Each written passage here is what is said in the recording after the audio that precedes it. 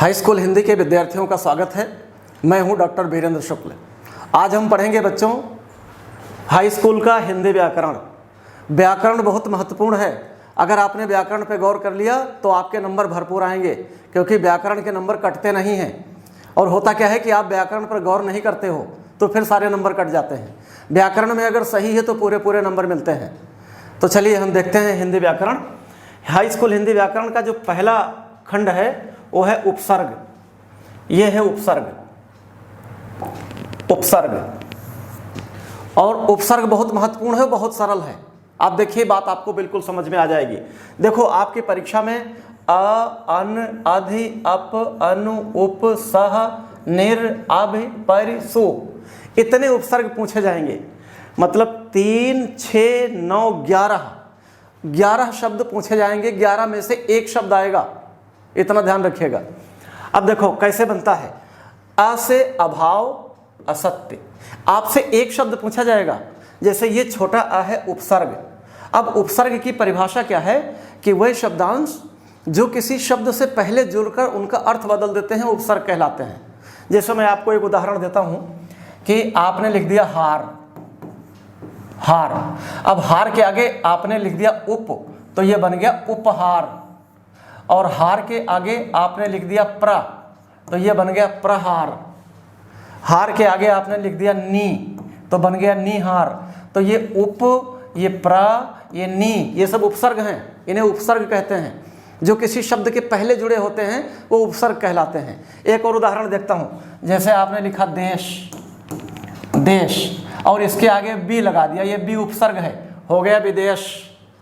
इसे उपसर्ग कहते हैं, बी को उपसर्ग कहते हैं।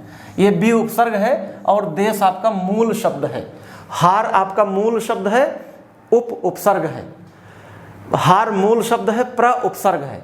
तो शब्द से जो पहले जुड़ते हैं और इनका अर्थ बदल देते हैं वो उपसर्ग कहलाते हैं। अब देखिए, पहला उपसर्ग है अ। अ से आपको एक शब्द बनाना है परीक्षा में। हमने आपको 2 शब्द बना के दिखाया है। देखो, आ से अभाव, असत्य, ये आ लग गया। आगे अन है, अन से अनर्थ, अनाचार। अधि है अधिकार, अधिपति। अप है अपमान, अपराध। ऐसे शब्द बनते चले जाएंगे। आगे देखिए,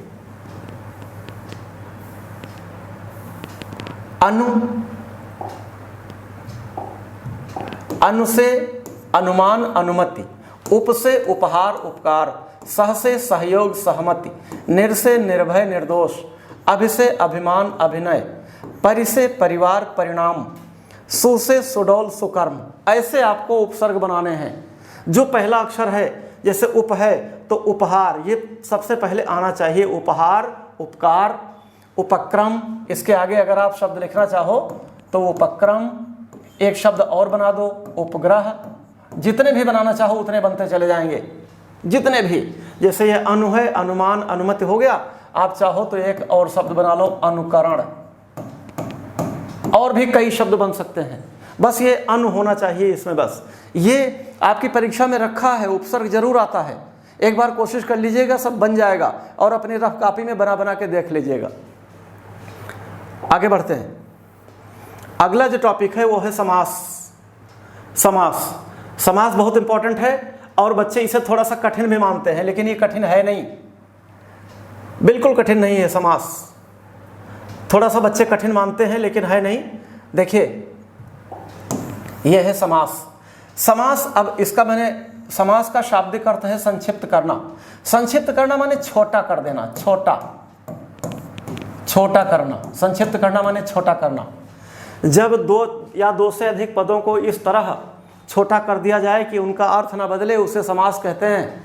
जब 2 या 2 से अधिक पदों को इस तरह छोटा कर दो कि उनका अर्थ न बदले, उसे समास कहते हैं। उदाहरण देखिए, डाक का घर।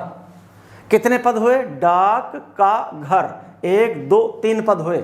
अब आपको इसे ऐसे छोटा कर देना है कि इसका अर्थ न बदले। आपने कर दिया डाक घर।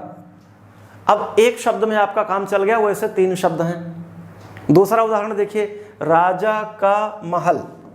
3 शब्द हैं। राजा का महल 3 शब्द हैं और आपने एक शब्द बना दिया राजमहल। इसे कहते हैं समास। अब राजमहल तो समास हो गया और राजा का महल समास विग्रह हो गया और आपसे परीक्षा में समास भी पूछा जा सकता है और समास विग्रह भी पूछा जा सकता है, इसलिए इस बात को समझ लीजिए। अब देखिए समास के 6 भेद हैं, कितने? 6। अव्ययी भाव, तत्पुरुष, कर्मधारय, द्विगु, द्वंद्व, बहुव्रीहि, ये 6 भेद हैं। 1 2 3 4 5 6 समास के 6 भेद हैं, 6 भेद हैं। लेकिन आपको क्या है, आपकी हाई स्कूल की परीक्षा में सिर्फ 4 समास पढ़ने हैं। कितने? सिर्फ 4 समास पढ़ने हैं, सिर्फ 4 समास। कौन कौन से पढ़ने हैं? द्वंद्व, द्विगु, कर्मधारय और बहुव्रीहि, ये 4 समास आपको पढ़ने हैं। तो 2 समास आपको नहीं पढ़ना है, वो कक्षा 11-12 में आप पढ़ोगे। ठीक, अब हम चारों का डिटेल करते हैं थोड़ा थोड़ा जल्दी जल्दी, जिससे बात आपकी समझ में आ जाए। नंबर 1 द्वंद्व समास, ये है पहला, है हमारा द्वंद्व समास। अब द्वंद्व समास की परिभाषा देखिए, इस समास में दोनों पद प्रधान होते हैं और बीच के और शब्द का लोप होता है। ये वाला बहुत महत्वपूर्ण चीज है, बीच के और शब्द का लोप होता है। लोप माने गायब होना, गायब रहता है। जैसे देखो सुख दुख, अब कैसे? यहां लिखा है सुख और बीच में डैश लगा और हो गया दुख। ठीक, सुख दुख। अब परिभाषा क्या है कि इस समास के दोनों पद प्रधान होते हैं, मतलब दोनों शब्द मेन हैं, दोनों शब्द मुख्य हैं। सुख भी मुख्य है, दुख भी मुख्य है, और बीच के और शब्द का लोप होता है। अब बीच में डैश लगा है और नहीं लिखा है। अब जब इसकी डिटेल आप करोगे तो आप लिखोगे सुख और दुख, ऐसे लिखोगे, सुख और दुख, और बीच का गायब हो गया, सुख और दुख, और गायब करके आपने सुख दुख कर दिया। इसे कहते हैं द्वंद्व समास, द्वंद्व समास। दूसरा उदाहरण देखिए, राजा रानी। थोड़ा ऊपर चलाते हैं अपनी स्लाइड को। उदाहरण है, आपने देखा राजा रानी। अब इसके बीच में इसका जब विग्रह करेंगे, समास विग्रह करेंगे, तो क्या हो जाएगा? राजा और रानी, ये समास विग्रह हो जाएगा। मतलब और शब्द छिपा होता है, जहां और शब्द जिस शब्द में छिपा हो वहां द्वंद्व समास होता है। और शब्द का लोप हो बच्चों, लोप माने लुप्त होना, गायब हो जाना, छिप जाना। और शब्द का लोप हो बच्चों, समझ जाना। द्वंद्व वही है, द्वंद्व वही है, रटते जाना, ये परिभाषा है। पशु पक्षी, बताओ, पशु और पक्षी, ऐसे इसका विग्रह करेंगे। अब अगर कहीं लिखा हो पशु और पक्षी और आपको छोटा करना हो तो तुरंत पशु पक्षी कर दो, बीच में डैश लगा दो बस। अन्न जल, अन्न और जल, ऐसे विग्रह करेंगे। और द्वंद्व समास के बहुत से उदाहरण हैं। कुर्सी मेज, धरती आकाश, भाई बहन, गाय बैल, राजा रानी, जितने शब्द कह पाओ जोड़े वाले, सब द्वंद्व समास में आएंगे। 1 नंबर का द्वंद्व समास आएगा, इतना ध्यान रखिएगा। एक शब्द और है, राम लक्ष्मण। राम लक्ष्मण विग्रह कैसे करेंगे? राम और लक्ष्मण, ऐसे विग्रह करेंगे। राम और लक्ष्मण, राम और लक्ष्मण को द्वंद्व समास बनाएंगे तो राम लक्ष्मण हो जाएगा। तो राम लक्ष्मण तो हो गया समास, ये हो गया समास, और ये हो गया समास विग्रह, ऐसे लिखेंगे समास विग्रह। और आपसे समास भी पूछा जा सकता है, समास विग्रह भी पूछा जा सकता है। कैसे पूछा जाएगा? ऐसे, राम लक्ष्मण का समास विग्रह होगा, विकल्प में प्रश्न आ सकता है, तो राम लक्ष्मण का समास विग्रह होगा। 4 उत्तर होंगे। जहां राम और लक्ष्मण हो, आप समझ जाना यही सही है, क्योंकि द्वंद्व समास में और लुप्त होता है, गायब होता है। चलिए दूसरा समास देखते हैं, द्विगु समास। इसके बाद है द्विगु समास। इसमें प्रथम पद संख्यावाची होता है। इस समास में जो भी शब्द आएंगे उसका पहला शब्द संख्यावाची होगा, उसमें गिनती होगी, गिनती छिपी होगी। जैसे देखो चौराहा, चौराहा में क्या गिनती छिपी है? 4 राहों का समूह, ऐसे विग्रह करेंगे। चौराहा 4 राहों का समूह या 4 राहों का समाहार, जो चाहो वो कर लो। समाहार भी कुछ लोग कहते हैं, तो समाहार, ऐसे 4 राहों का समूह या 4 राहों का समाहार। 4 गिनती आ गई, इसलिए द्विगु समास है। देखो इसमें चौ छिपा हुआ है। अगला शब्द है पंचवटी। 5 पेड़ों का समूह।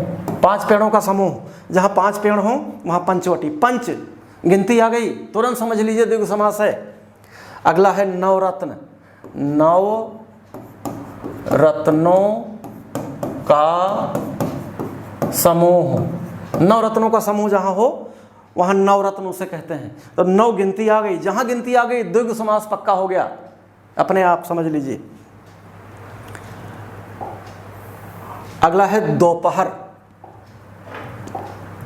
दोपहर, दोपहर का मतलब 2 प्रहरों का समूह।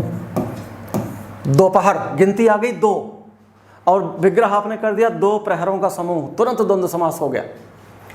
अगला है कर्मधारय समास। कर्मधारय समास। अब कर्मधारय समास को डिटेल करते हैं। कर्मधारय समास तीसरा है। इसका प्रथम पद विशेषण और दूसरा पद विशेष्य होता है। प्रथम पद विशेषण होता है, दूसरा पद विशेष्य होता है। विशेषण विशेष्य क्या होता है मैं आपको समझाता हूं। जैसे आपने लिखा काला घोड़ा, आपने लिख दिया मोटी रस्सी, आपने लिख दिया काला सांप। अब काला तो हो गया विशेषण, बात समझ लीजिएगा। काला हो गया विशेषण और घोड़ा हो गया विशेष्य, ये वाला हो गया विशेष्य। मोटा हो गया विशेषण, विशेषण, और रस्सी हो गई विशेष्य। आगे बढ़ गए। काला सांप में काला हो गया विशेषण, जो किसी शब्द की विशेषता बतलाता है वो विशेषण कहलाता है, और सांप हो गया विशेष्य। बात समझ गए? विशेषण विशेष्य क्लियर हो गया। अब इसमें आते हैं नीलकमल।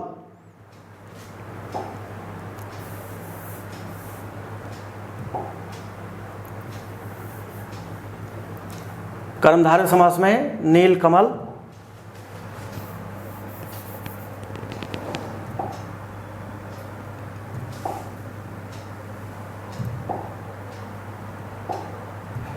चलिए नीलकमल, तो इसका जब विग्रह हम करेंगे तो नीला है जो कमल, ऐसे विग्रह करेंगे। नीलकमल को नीला है जो कमल। आप कैसे समझोगे ये कर्मधारय है? क्योंकि इसमें नील पहले आ गया। नील, कमल की क्या विशेषता है? वो नीला है। तो जहां विशेषण विशेष्य हो गया वहां तुरंत कर्मधारय समास हो गया। दूसरा देखो महाकवि। कवि की क्या विशेषता है? वो महान है। अब आगे आप लिखोगे महान है जो कवि। ये घनश्याम, घन के समान श्याम, ऐसे विग्रह करोगे इसका। नील गगन, नीला है जो गगन। चंद्रमुख, चंद्रमा के समान मुख, ऐसे विशेषता, ऐसे विग्रह करोगे। कर्मधारय समास का विग्रह ऐसे होगा। तो जहां शब्द विशेषता बतला हुआ, नीला विशेषता बतला रहा है, महाकवि की विशेषता है वो महान है, घनश्याम मतलब काले बादल, चंद्रमुख चंद्रमा के समान मुख, जहां ऐसे शब्द आ जाएं वहां कर्मधारय समास होता है। आगे बढ़ते हैं। अब आखिरी है बहुब्रीहि समास। बहुब्रीहि समास देखिए, इसमें पदों का अपना अर्थ ना होकर कोई तीसरा नया अर्थ निकलता है। मतलब बहुब्रीहि समास के जो शब्द हैं उनका अपना अर्थ नहीं होता, कोई तीसरा नया और प्रसिद्ध अर्थ निकलता है। जैसे पीतांबर। अब पीतांबर माने पीला वस्त्र, लेकिन ये अर्थ नहीं निकलेगा। अर्थ निकलेगा पीतांबर धारण करते हैं जो, अर्थात श्री कृष्ण। इसका ऐसे निकलेगा पीतांबर